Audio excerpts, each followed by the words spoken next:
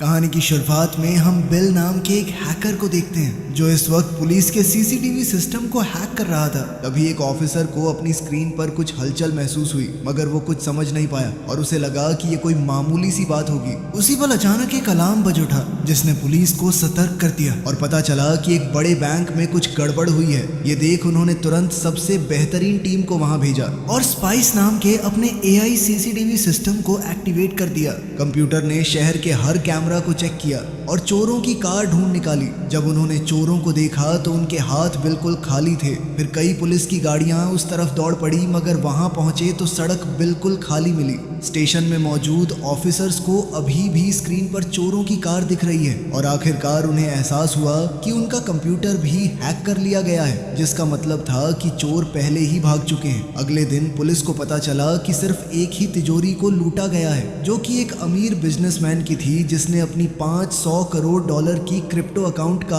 आधा पासवर्ड एक नोटबुक में रखा हुआ था। मकाऊ नाम की बिल्डिंग में चोरों ने डिजिटल पैसा संभालने वाली कंपनी के ऑफिस पर कब्जा कर लिया। इसके चलते कुछ कर्मचारियों की पिटाई भी हो गई और जल्द ही पूरे स्टाफ को बंधक बना लिया गया। फिर एक कर्मचारी को कंपनी का मेन दरवाजा खोलने के लिए मजबूर किया गया और मैक ने एक कंप्यूटर का इस्तेमाल करके बिल को सारी जानकारी दे दी। तब उन्हें पता चला कि ये कंपनी तो बड़े बड़े लोगों के साथ काम करती है, जिसमें देश की सबसे बड़ी क्रिप्टो कंपनी का मालिक भी शामिल है। उसके अकाउंट में 10 अरब से भी ज्यादा पड़े हैं। बिल ने लीडर जॉन के मना करने के बावजूद भी मैक से कहा कि इसकी जानकारी भी कॉपी कर ले, लेकिन उसी वक्त पुलिस पहुंच गई और चोर तुरंत लिफ्ट की तरफ भागने लगे। जॉन लॉबी के एक कैफे में मौजूद था ताकि वो बिना शक पैदा किए वहां से निकल सके। हालांकि वो गलती से एक औरत के सामने आ गया जब वो फोन पर फोटो ले रही थी। उधर लिफ्ट से निकलते ही गैंग और पुलिस वालों के बीच में भागा दौड़ी शुरू हो गई। अपराधियों ने बाहर निकलने का रास्ता ढूंढते हुए कई लोगों को गिरा दिया, लेकिन आखिरकार उन्हें रास्ता बंद मिला और ऑफिसर्स उन तक पहुंच गए। दोनों टीम एक दूसरे से जबरदस्त तरीके से लड़ने लगी और इस लड़ाई में चोरों ने कैप्टन सैम को बंधक बना लिया। दूसरे ऑफिसर्स गोली नहीं चला सकते, इसलिए उन्हें चुपचाप देखना पड़ा और अपराधी कैप्टन के साथ लिफ्ट में भाग गए। बाहर जॉन ने अपने ड्राइवर से जाने के लिए कहा, जबकि गैंग अभी वापस भी नहीं आई होती। जब लिफ्ट ऊपर की मंजिलों तक पहुंची तभी सैम ने फिर से चोरों से लड़ना शुरू कर दिया, लेकिन वो अकेला 4 लोगों का सामना नहीं कर पाया और वो उसे हथकड़ी लगाकर भाग निकले। चोर छत की तरफ भागने लगे और जल्द ही सैम भी अपनी हथकड़ियां खोलकर उनके पीछे दौड़ा। हालांकि गैंग पैराशूट लेकर आई थी, इसलिए वो बच निकलने के लिए सीधे टावर से कूद गए। भागते वक्त उन्होंने एक महिला को धक्का दे दिया, जिस वजह से वो किनारे पर ही लटक गई और सैम को उसकी मदद करनी पड़ी। क्योंकि लिफ्ट भी हैक हो चुकी थी, इसलिए सैम ने एक जंपर को टक्कर मारी और खुद उसके साथ टावर से नीचे उतर गया और सुरक्षित रूप से नीचे आ पहुंचा। जब चोर एक होटल की छत पर उतरने लगे तो पुलिस की दूसरी टीम उनका इंतजार करने लग गई और फिर एक भयंकर युद्ध शुरू हो गया। अपराधियों ने आसानी से ऑफिसर्स को नीचे गिरा दिया और अपने औजारों और मुखौटों का इस्तेमाल करके छत से भाग गए। फिर उन्होंने जल्दी से अपने कपड़े बदल लिए, जबकि बिल सिक्योरिटी कैमरों की सारी फुटेज डिलीट करने लग गया ताकि स्पाइस उनका पीछा न कर सके। जल्द ही पुलिस का सीसीटीवी सिस्टम पूरी तरह बंद हो गया और सैम ने होटल में पैदल तलाश शुरू कर दी। पुलिस वालों ने अपने शरीर पर कैमरा फिट कर लिया ताकि वहां से गुजरने वाले हर व्यक्ति को रिकॉर्ड किया जा सके, उम्मीद करते हुए कि शक्ल पहचानने वाला सॉफ्टवेयर उन्हें पकड़ लेगा। जॉन भी भेस बदलकर होटल पहुंच गया और अपने गैंग से मैनेजर का ध्यान हटाने के लिए कई तरह की परेशानियां खड़ी करने लगा। चोर लगातार भेष बदलकर अलग अलग कमरों में घूमने लगे, जिससे वो खुद को कभी टूरिस्ट तो कभी कर्मचारी के रूप में बदलने लगे। इसी बीच सैम ने मैक को देखा और लिफ्ट में हुई लड़ाई की वजह से उसकी कान की बाली को पहचान लिया और बिना देरी के उसके पीछे भाग गया। लेकिन मैक कैफेटेरिया में कई कस्टमर्स में से एक बनकर छुप गया। तभी अचानक कैमरा ने यह पहचान लिया कि वहां से गुजरने वाले चेहरों में से एक चेहरा सिस्टम में मौजूद नहीं है, इसलिए पुलिस उस आदमी के पीछे भागने लगी। जॉन जानबूझकर एक ऑफिसर से टकरा गया ताकि उसके कैमरे का लेंस थोड़ा धुंधला हो जाए और मैक इस मौके का फायदा उठाकर आगे बढ़ गया। ऑफिसर्स की टीम दोनों आदमियों के पीछे जाने के लिए अलग अलग हो गई, लेकिन मैक ने एक औरत का भेष बना लिया और उसका साथी बूढ़ा आदमी बन गया और वो भाग निकले। उसी वक्त लॉबी में एक खास लाइट शो चल रहा था। तभी बाकी चोर सिक्योरिटी गार्ड बनकर भीड़ में घुल मिल जाते हैं, लेकिन जैसे ही पुलिस वाले वहां पहुंचे अपराधी तुरंत कूदकर प्लेटफॉर्म के नीचे से निकल गए। बाद में पुलिस स्टेशन के अंदर बिजनेसमैन चिल्लाने और चीजें तोड़ने लग गया क्योंकि उसका अकाउंट खाली हो चुका था। पुलिस ऑफिसर्स ऑफिसर्स ने आगे की योजना पर चर्चा करी और इंस्पेक्टर लारा ने कहा कि उन्हें अपने रिटायर्ड बॉस को वापस बुला लेना चाहिए।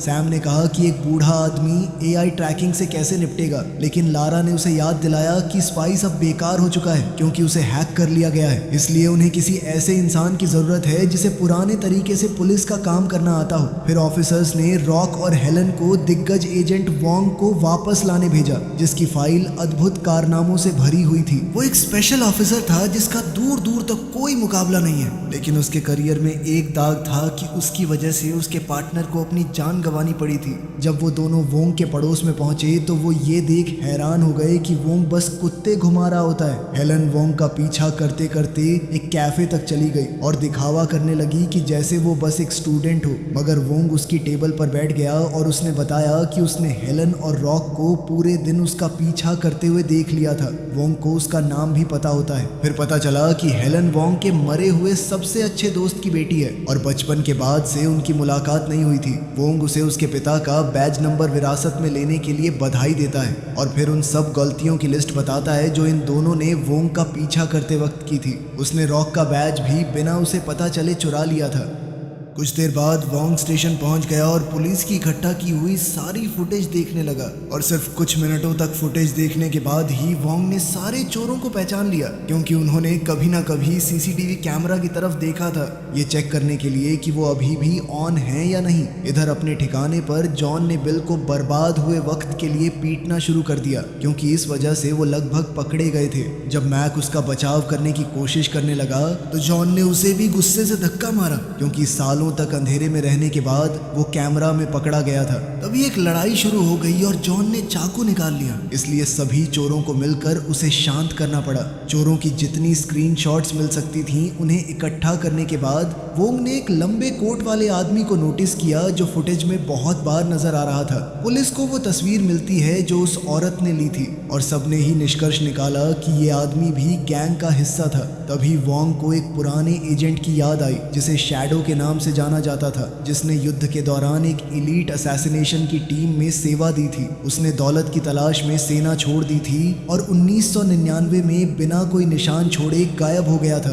वोंग ने सोचा कि यह रहस्यमयी आदमी वही शैडो है जो अब वापस लौट आया है, इसलिए वोंग ने उसे ढूंढने के लिए एक टीम भेजना चाहा। लेकिन तब वोंग को पता चला कि अब तो ये सारा काम एआई से होता है, उनके पास सर्वेलेंस टीम है ही नहीं। लेकिन फिर भी उन्होंने इस केस के लिए वोंग को एक नई टीम बनाने का काम दे दिया। वोंग को भरोसा सा नहीं होता, क्योंकि इतने कम समय में किसी को ट्रेन नहीं किया जा सकता। बाद में जिम के अंदर हेलन ट्रेनिंग करने की कोशिश कर रही होती है, लेकिन दूसरे पुलिस वाले उसका मजाक उड़ाने लगे और कहने लगे कि तुम पुलिस की नौकरी के लिए बहुत छोटी हो। हेलन ने पहले तो उन्हें अनसुना कर दिया, लेकिन फिर गुस्से में आकर उनसे लड़ने लगी और आसानी से एक ऑफिसर को उसके आदमियों के सामने धूल चटा दी। वोंग ने ये सब देख लिया और अकेले में हेलन को बधाई देने लग गया, ये कहते हुए कि इससे तुमने मेरी नजर में अपना सम्मान कमा लिया। शाम को वोंग ने छत पर शराब पी और हेलन के पिता की मौत को याद करने लगा। उसने मन ही मन अपने स्वर्गवासी दोस्त से हेलन का अच्छे से ख्याल रखने का वादा किया। अगले दिन वोंग ने सबको बताया कि मैं एक सर्वेलेंस टीम को ट्रेन करूंगा और हेलन भी टीम का हिस्सा बनी। वोंग उन्हें सिखाता है कि बिना दिखावा करे कैसे चले, कि किसी को भी वो पुलिस वाले न लगे, हर एक छोटी चीज को भी अच्छे से याद रखना होगा, फिर चाहे कैसी भी मुसीबत क्यों ना आ जाए। सड़क पर पहले दिन टीम अपनी पहचान छुपाए रखने के लिए आम नागरिक होने का नाटक करने लगी, लेकिन वोंग ने हेलन को वैन में अपने साथ ही रखा क्योंकि वो उसका छुपा हुआ इक्का है। जब भी उनमें से कोई कुछ गड़बड़ करता तो वोंग उन्हें अच्छे खासे ताने सुनाता। 12 दिन बाद बिल एक आखिरी मिशन की प्लानिंग करने की कोशिश कर रहा होता है ताकि जॉन चैन से रह सके और वे सब हमेशा के लिए रिटायर हो सके। उसने सीईओ के अकाउंट की सर्वर लोकेशन ढूंढ निकाली, लेकिन उसके डिजिटल वॉल्ट तक पहुंचना आसान नहीं था। तभी कहानी कुछ साल पीछे चली गई, जहां दिखाया गया कि सारे चोर अनाथ थे जिनसे मिलने जॉन अक्सर जाया करता था और पैसे भी दिया करता था। बदले में लड़कों ने 1999 में जॉन की मदद की थी जब पुलिस उसके पीछे थी, और तब से आज तक वो सब साथ हैं। 15वें दिन पर हेलन खाना लेने बाहर गई, लेकिन जब वो वैन में वापस आ रही थी तो उसने नशे में धुत कुछ आदमियों को देखा जो लड़कियां छेड़ रहे थे। वोंग ने उसे याद दिलाया कि तुम अभी अंडर कवर हो और तुम्हें नॉर्मल पुलिस को बुलाना चाहिए, लेकिन हेलन ने उसकी बात अनसुनी कर दी और उन आदमियों का सामना करने चली गई। एक बार फिर लड़ाई शुरू हो गई। उसने बढ़िया मुक्के इलाज चलाए, लेकिन अकेली वो इन सब का सामना नहीं कर सकती थी। उसी वक्त वोंग ने आके उसे बचाया और सबको पीटकर वहां से भगा दिया। बाद में वैन में वोंग हेलन को मिशन लगभग बर्बाद कर देने के लिए डांटने लगा। हेलन को नहीं लगता कि वो लोग असली काम कर रहे हैं, इसलिए वोंग उसे बताता है कि उसके पिता के साथ क्या हुआ था। अपने समय में वो दोनों 8 महीने तक अंडर कवर थे और अब जवान वोंग यूं बस वेट करते करते थक गया था। जब उसने कुछ अपराधियों को एक बच्चे को किडनैप करने की कोशिश करते देखा तो वो उन्हें रोकने के लिए कूद पड़ा और गैंग ने लगभग उसे मार ही दिया था। हेलन के पिता ने उसकी मदद करने की कोशिश की थी, इसलिए किडनैपर्स ने भागने से पहले उन्हें गोली मार दी। आंखों में आंसू लिए वोंग कहने लगा कि एक पुलिस वाले को कुछ भी अगर करना है तो सोच समझ कर करना पड़ता है। कुछ ही देर बाद वोंग को लगा कि उसने लोकल मार्केट में जॉन को देखा है और उसने सबको अलर्ट कर दिया। टीम मार्केट को घेरने के लिए हरकत में आ गई, जबकि वोंग ने हेलन से कहा कि तुम टारगेट के करीब से पीछा करो क्योंकि तुम ही एक ऐसी ऑफिसर हो जिसे जॉन ने नहीं देखा। जब जॉन ने लगभग 2 पुलिस वालों को देख लिया तो वो अपने चेहरे छुपाए रखने के लिए किस करने लग गए। हेलन ने जमीन पर कुछ ढूंढने का नाटक किया और जॉन की परछाई देख ली, जिससे उसकी पहचान यकीन में बदल गई। वोंग सबको कैमरा मूव करने या पीछे मुड़ने से रोकता है, इसलिए जॉन बिना शक किए वहां से चला जाता है। लेकिन टीम अभी भी परछाई की तरह उसका पीछा करती रही और पता लगाती है कि वो किस बिल्डिंग में जा रहा है। तभी हेलन ने भी अंदर जाने का फैसला कर लिया और जॉन को उस पर शक होने लगा, इसलिए उसने अपना चाकू निकाल लिया। तभी वोंग ने दोबारा फुटेज पर नजर डाली और नोटिस किया कि जॉन ने हेलन की तरफ 2 बार देखा था। ये समझते हुए कि वो हेलन को पहचान लेगा, वोंग भी बिल्डिंग में दौड़कर चला गया और उसके पिता होने का नाटक करने लगा। साथ ही उसने बहाने से उसके कान से ब्लूटूथ स्पीकर निकाल लिया। वोंग ने जॉन से बात करी और उसे एक सेब भी दे दिया, जिससे उसे फल के अंदर छुपे कैमरा से उसके चेहरे का एक साफ शॉट मिल गया। वोंग ने सेब के उस ऊपरी हिस्से को जिसमें कैमरा था उसे काट कर साइड में फेंक दिया कि ये फल तो खट्टा है। जॉन ने उन पर अपनी नजर बनाए रखी, इसलिए वोंग ने एक अनजान फ्लैट का ताला तोड़ दिया और वे अंदर चले गए। तभी अंदर रहने वाली लेडी घबरा गई और वोंग को उसे चुप रखने के लिए पकड़ना पड़ा। लिफ्ट में थूके हुए उस कैमरा की मदद से टीम को पता चल गया कि जॉन कौन से फ्लोर पर निकला है, इसलिए रॉक जल्दी से आगे बढ़ता है और उस एरिया में कुछ कैमरास इंस्टॉल कर देता है, जिसकी मदद से उन्होंने पता लगाया कि जॉन के अपार्टमेंट का नंबर 8002 है। अब पुलिस वाले अपना अगला कदम उठा सकते हैं। वोंग की टीम ने सड़क के उस पार एक अपार्टमेंट किराए पर ले लिया ताकि दूर से जॉन पर नजर रखी जा सके और उसका कचरा चुराया जा सके। उन्हें फटे हुए सुडोकू पजल्स का एक ढेर मिला, लेकिन वो किसी से भी सॉल्व नहीं हुआ। इसी दौरान जॉन बबल रैप फोड़ने में अपना वक्त बिताता रहा। उसके बाद मार्केट में वोंग ने पड़ोसी होने का नाटक जारी रखा और जॉन उसके पास थोड़ी बातचीत करने आ गया, जबकि चुपके से वो उसकी तलाशी भी ले रहा होता है। दोनों ने अपनी नकली जिंदगियों के बारे में बात करी तो जॉन हाथ मिलाते हुए कहने लगा कि हाथ बहुत सख्त है तुम्हारा, क्या बात बंदूक चलाते हो क्या? इस पर वोंग ने बात घुमाते हुए कहा कि नहीं, एक्सरसाइज करता हूँ बचपन से, हाथ मजबूत तो होंगे ही। फिर वोंग ने जॉन को डिनर पर घर बुलाया और हैरानी से वो मान भी गया। शाम में वोंग और हेलन ने उस लेडी को उसका घर इस्तेमाल करने के लिए पैसे दिए। जब जॉन आया तो उसने हिडन डिवाइसेस से हर कोने को स्कैन कर लिया। डिनर के दौरान उसने अपना फोन टेबल पर रख दिया और हेलन ने भी ऐसा ही किया ताकि वो उसकी इंफॉर्मेशन चुरा सके। जॉन उनसे लगातार सवाल पूछता रहा ताकि ये देख सके कि उनकी कहानियां मेल खाती हैं या नहीं, और क्योंकि वोंग को हेलन के असली बचपन की जानकारियां पता होती हैं, इसलिए उसे एहसास होने लगा कि वोंग हमेशा दूर से उसकी रक्षा करता रहा है। जॉन के जाने के बाद वो बिल से वोंग और हेलन का इतिहास पता लगाने को कहता है। पुलिस को पता होता है कि उन्हें हैक किया जा रहा है, इसलिए उन्होंने उन दोनों की फेक प्रोफाइल्स बना रखी होती हैं। कुछ ही मिनट बाद किसी ने दरवाजा खटखटाया और वोंग ने जब उसे खोला तो सामने बिल का ट्विन ब्रदर टिम होता है। मारपीट शुरू हो गई और वोंग उसकी बंदूक गिराने में कामयाब हो गया, लेकिन टिम के पास दूसरी गन होती है। वो लगातार गोलियां चलाने लगा और वोंग बड़ी मुश्किल से किसी तरह बच पा रहा था। दोनों के बीच में अब जबरदस्त लड़ाई चल रही थी। बिल स्क्रीन्स पर लड़ाई देख रहा होता है, लेकिन वो परेशान नहीं होता क्योंकि ये हमेशा से उसके प्लान का हिस्सा था। डिनर के दौरान उसने हेलन के फोन को हैक कर लिया था और अब उसके पास पुलिस स्टेशन के अंदर वाले कैमरा का भी लाइव फुटेज है। सड़क के उस पार वाली टीम लड़ाई नहीं देख पाती क्योंकि बिल ने उनके कैमरास को हैक कर रखा था और उन्हें नकली फुटेज दिखा रहा था। उन्हें शक तो तब हुआ जब हेलन कमरे के अंदर आ गई, जबकि वो तो अभी भी स्क्रीन पे दिख रही थी, इसलिए वे जांच करने के लिए भाग पड़ते हैं। तभी बिल ने अपने भाई को इन्फॉर्म किया कि कॉप्स आ रहे हैं, इसलिए टिम ने जल्दी से काम खत्म करने के लिए धुआंधार गोलियां चलानी शुरू कर दी ताकि वोंग को छुपने पर मजबूर कर सके। फिर वो स्पेशल केबल्स का इस्तेमाल करके बैल्कनी और विंडो से कूद कर भाग गया।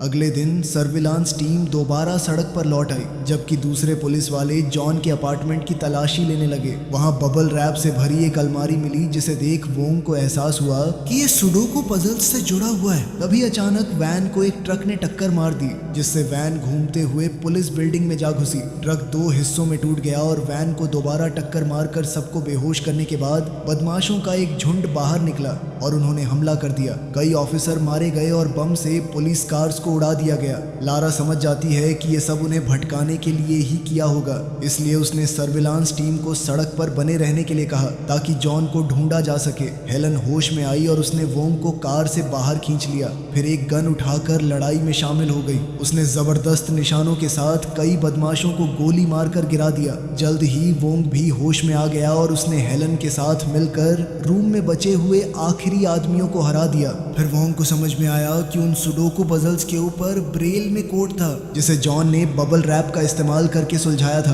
उसने हेलन से इंटेलिजेंस टीम को कांटेक्ट करने के लिए कहा ताकि वो भी उसके अंदर छुपे कोड का पता लगा पाए। अब बाकी की टीम सीधा पुलिस स्टेशन के अंदर ही घुसती जा रही थी। इसी दौरान सर्विलांस टीम के 2 मेंबर्स ने जॉन को एक पुराने अनाथ आश्रम में ढूंढ निकाला। लारा उन्हें ऑर्डर्स देने ही वाली होती है कि तभी पुलिस बिल्डिंग की लाइट चली गई और पूरी टीम का संपर्क टूट गया। अनाथ आश्रम के अंदर जॉन को कुछ गुंडों ने घेर लिया और वो समझ गया कि बिल ने उसे धोखा दिया है, लेकिन इस उम्र में भी वो एक जबरदस्त फाइटर है और अपने चाकू के साथ एक ही वक्त में सभी गुंडों से लड़ने में उसे कोई दिक्कत नहीं होती। फिर भी उसे 2-3 बार चोट लग जाती है। स्टेशन में वोंग ने बदमाशों से लड़ना जारी रखा, जो खास तौर पर उसी के पीछे लगे हुए थे, क्योंकि उसके सिर पर बड़ा इनाम रखा गया था। लेकिन उसने बदले में कई बदमाशों को मार गिराया। हेलन चुपके से इधर उधर घूमती रही जब तक कि उसे एक सैटेलाइट फोन नहीं मिल गया और वो रॉक को ब्रेल के बारे में बताने के लिए कांटेक्ट करने लगी,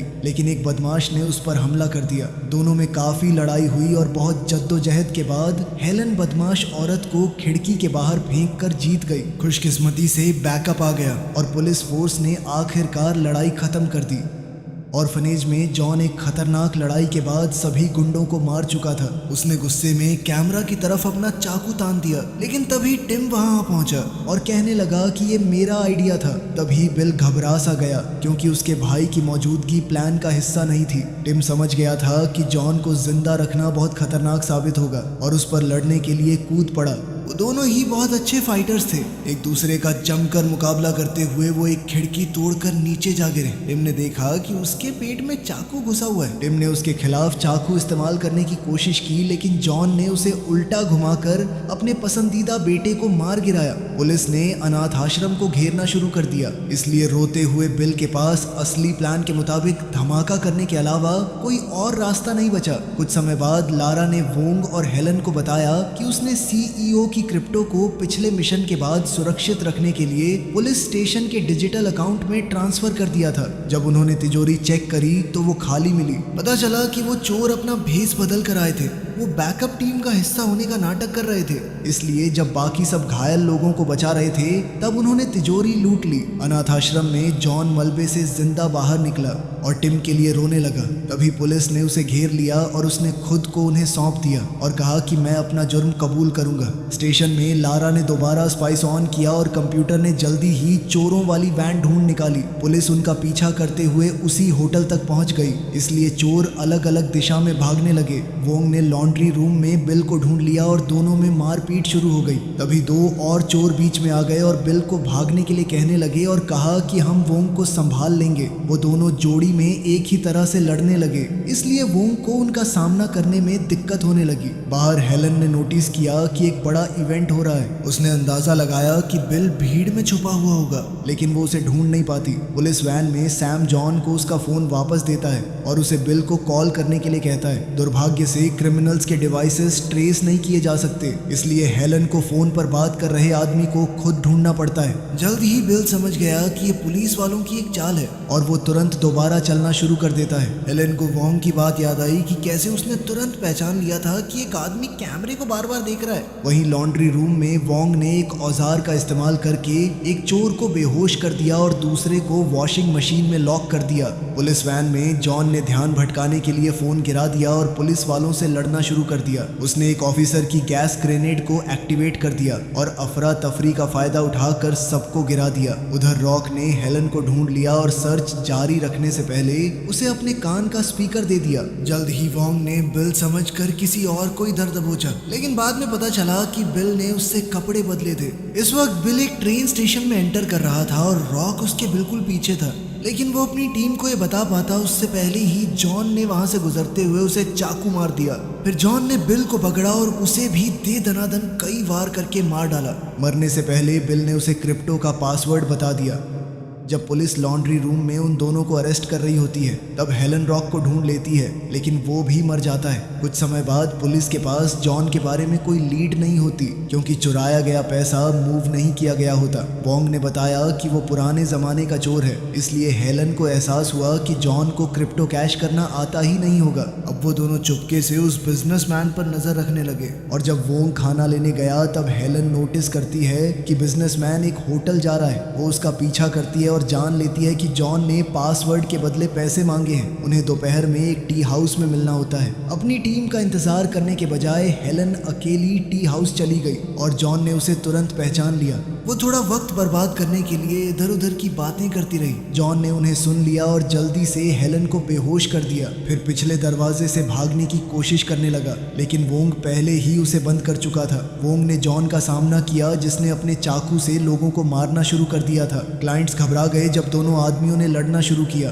वोंग को कई बार चाकू लगा। वोंग ने उसे धीमा करने के लिए उस पर उबलता हुआ बर्तन भी फेंका और वो कैफे में पड़ी चीजों को एक दूसरे पर फेंकने लगे। अपने आसपास की चीजों को हथियार की तरह इस्तेमाल करते हुए वो दोनों एक दूसरे से पागलों की तरह लड़ रहे थे। जॉन ने चाकू से वोंग पर हमला किया और ऐसा लग रहा था मानो वो उसे मारने ही वाला है, लेकिन तभी वोंग ने उसे पीछे धकेल दिया। जब हेलन होश में आई दोनों आदमी टूटती हुई छत से नीचे गिर गए। जॉन वोंग को मारने ही वाला होता है, लेकिन हेलन उसे पीछे से मार देती है, जिसके बाद जॉन उसकी तरफ लपका। वोंग उसकी मदद के लिए दौड़ता है और स्ट्रगल में उसकी गर्दन पर चाकू लग जाता है। ये देखते ही हेलन वोंग को बचाने के लिए आगे बढ़ी। हेलन ने वोंग के घाव को देखा। खुशकिस्मती से वो इतना गहरा नहीं होता कि उसे मार सके, लेकिन इसका फायदा उठाकर जॉन वहां से निकल गया था। वोंग की सिखाई टेक्निक्स का इस्तेमाल करके उसने जल्द ही जॉन को ढूंढ निकाला। जल्दी ही बैकअप आ गया और पुलिस वालों ने सारी सड़कें ब्लॉक कर दी। जॉन ने दोबारा अपने चाकू से हेलन पर हमला करना चाहा,